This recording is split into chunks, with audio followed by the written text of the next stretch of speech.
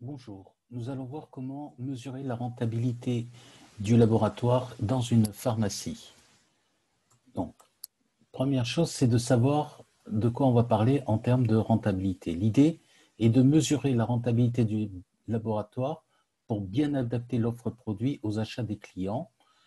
Ça n'est ni plus ni moins que d'améliorer la rotation des stocks et le développement de la marge.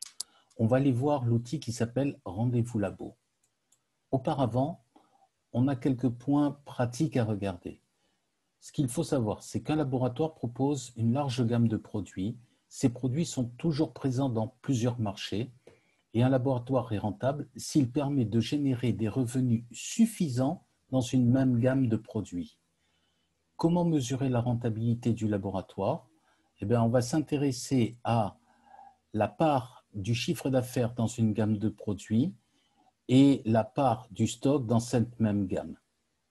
Si j'illustre ça à travers un tableau très simple, on voit ici un tableau de bord où on voit le laboratoire Pierre Fabre avec une marque Aderma, chiffre d'affaires 1314, 23% de la gamme de produits, avec une valorisation de stock à 613 et 28%. Comment regarder ce tableau? On va regarder uniquement la part de chiffre d'affaires, la part de stock et la rentabilité. Si je lis uniquement la ligne Pierre Fabre pour la marque Aderma, cette marque fait 23% de mon chiffre d'affaires de la gamme et elle représente 28% de mon stock. Donc, elle a un ratio de 0,8. Si je le lis encore différemment, cela signifie qu'avec 1 euro investi dans le stock, j'ai réalisé 0,8 euros de chiffre d'affaires.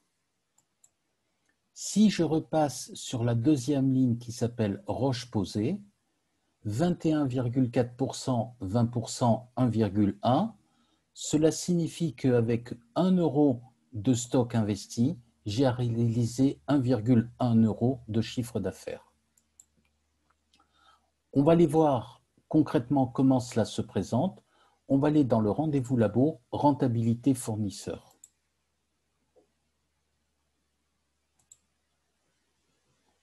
Rendez-vous labo.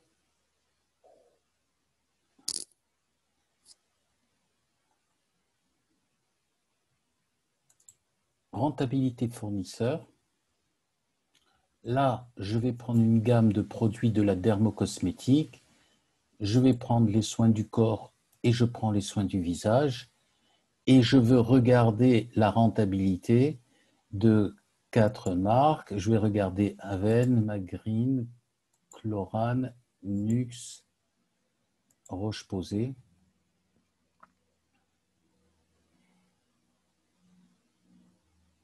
Et qu'est-ce que je constate? Sur la marque Aven, dans ces gammes-là, 39% du stock, 39% du chiffre d'affaires, le ratio est égal à 1. 27% du chiffre d'affaires, 18% du stock, ratio 1,5, c'est très bon. Nux, 15% du chiffre d'affaires, 28% des stocks, 0,6. Voilà. Ce tableau va nous permettre de dire qu'il y a des laboratoires très rentables pour l'officine et de laboratoires qui le sont beaucoup moins. En l'occurrence, dans ce cas-là, on a Nux qui pose un problème et un deuxième produit qui s'appelle une deuxième marque qui s'appelle Chlorane, sur laquelle j'ai un ratio de 0,3. Et bien dans ce cas-là, on a intérêt à réduire considérablement l'exposition de Nux pour la reporter sur Green Nature qui a un plus fort développement. Ce que je viens de faire avec ces marques-là, je peux le faire dans toute autre gamme de produits.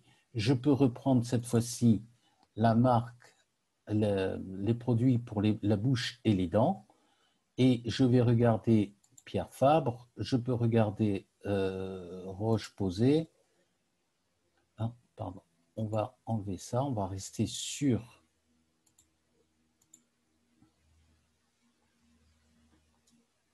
Voilà, on va regarder tous les dentifrices et je vois ici que j'ai des marques Elgidium qui ne marchent pas.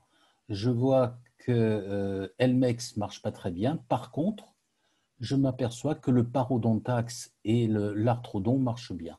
Donc ces deux marques-là doivent être surexposées et on doit retirer ou sous-exposer le Elgidium et le Elmex.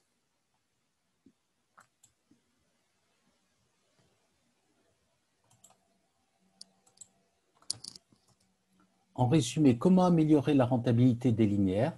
Donc, c'est par principe, il faut augmenter l'exposition des labos et marques qui développent la rentabilité, réduire ou supprimer les produits et marques qui ne sont pas rentables. Lorsque vous avez un rendez-vous avec un laboratoire, vérifiez et partagez les informations que sont la rentabilité et les stocks invendus. Et enfin, si un laboratoire décide d'être présent sur vos linéaires pendant une période déterminée, réservez-lui une place, faites-le participer à la mise en avant et négociez le retour potentiel des invendus. Voilà, n'oubliez pas que vous pouvez toujours télécharger la nouvelle application en format web ou en format iPhone. Et vous pouvez toujours nous joindre sur contact@officesanté.fr ou avec le chat en ligne ou sur notre ligne téléphonique. Voilà, merci et puis bonne négociation.